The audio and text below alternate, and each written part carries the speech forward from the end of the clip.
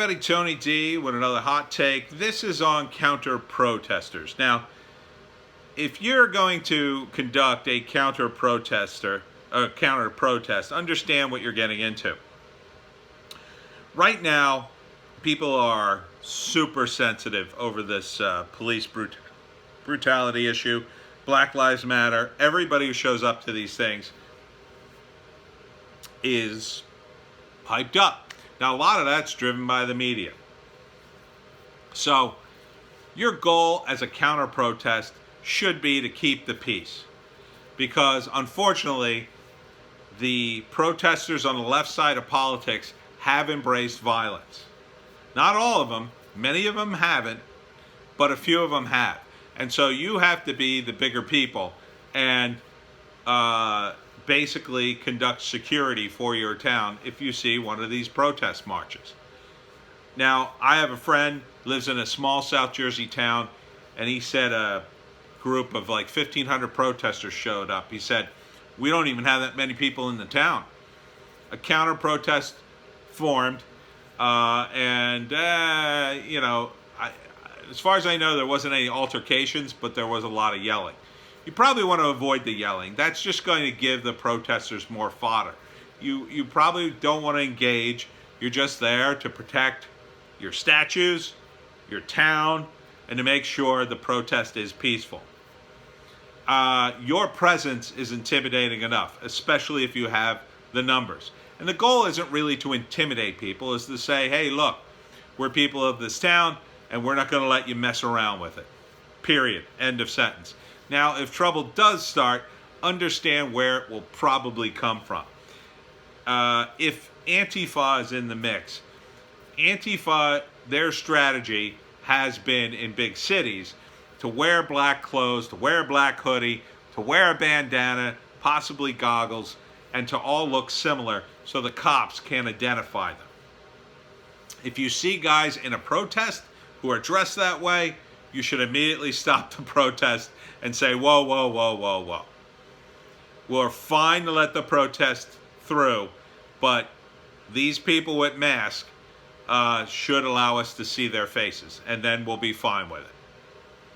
Maybe present it like that. Now, you don't have any legal recourse if they refuse, which they probably will, but understand that those are the people to watch. If they show up in that idiotic uniform, and they're college students, they might be stupid enough to show up that way.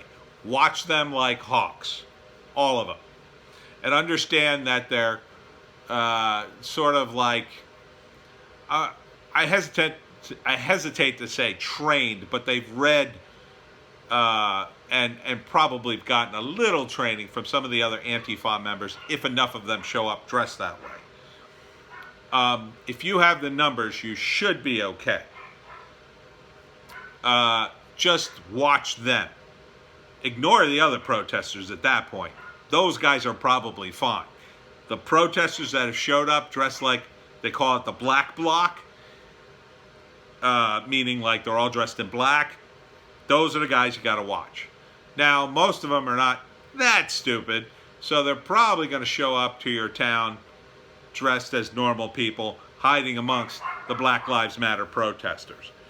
If that's the case, again, your presence will most likely deter them from really doing anything.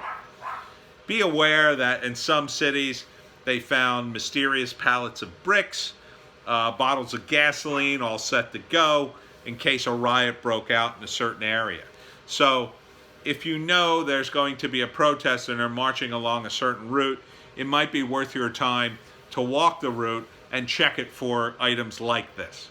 Any items that would be used to cause destruction, mayhem, maybe cans of spray paint that are just in the bushes. They're just in the bushes sitting there. Immediately collect them up and dispose of them so these people don't have any ammo. Because they're just going to be hidden somewhere. So you need to keep an eye out, and I would keep an eye out on anybody under the age of, say, 25. 25 to 18.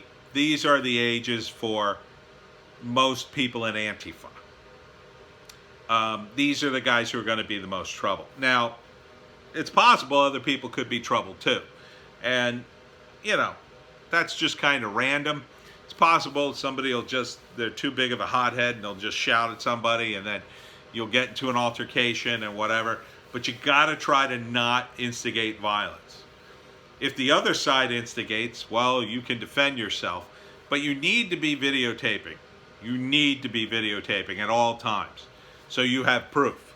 Because the media is not going to be on your side. If you don't have that media coverage, if you don't have that video footage when the fight starts, you're screwed because you're going to get the blame.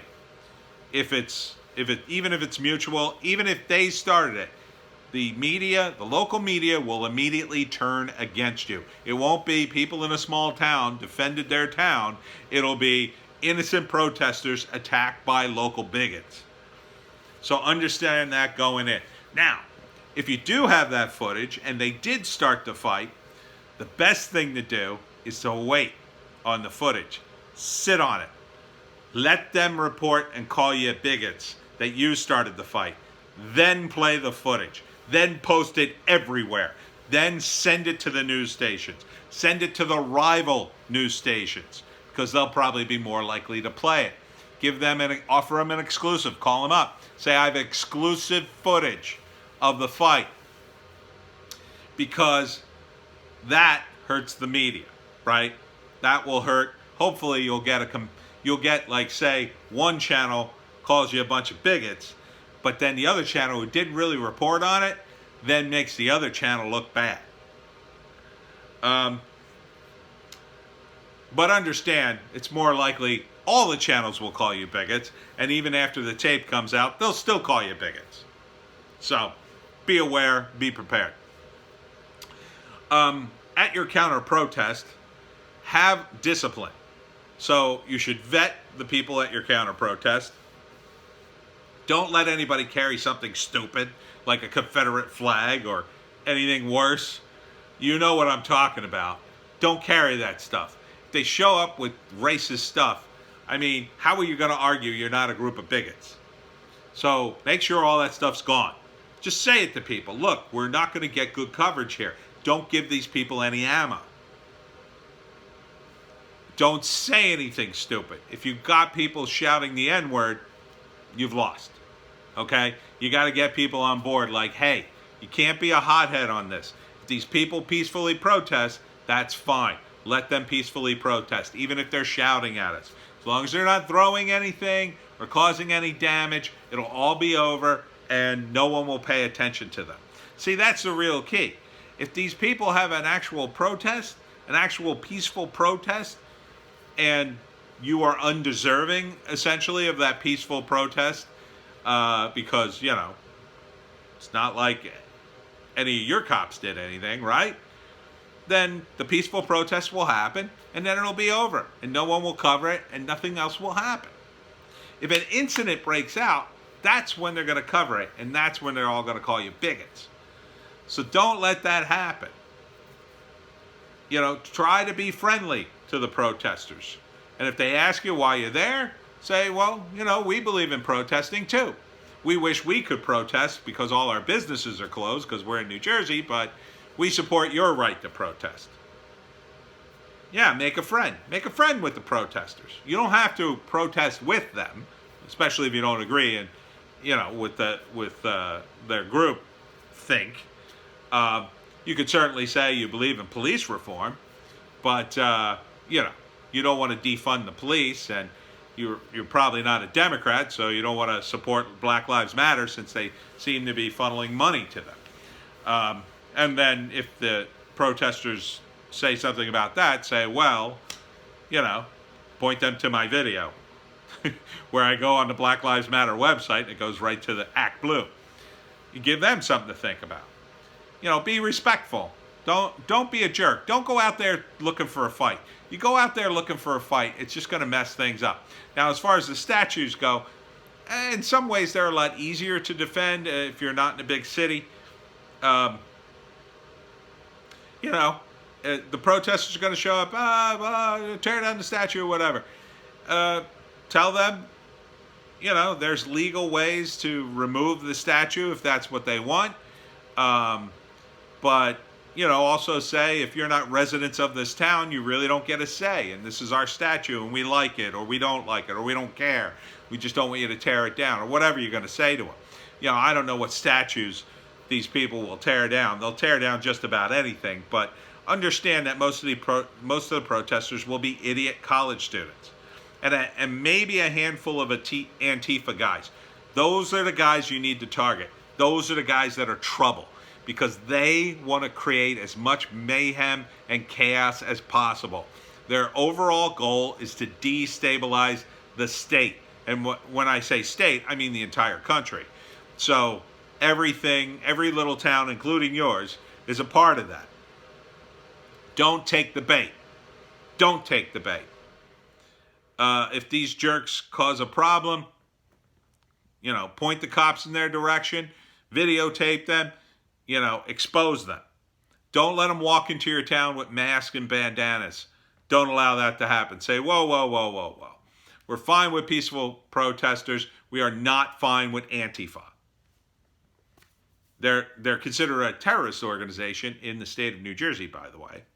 So make sure your police are alerted to that.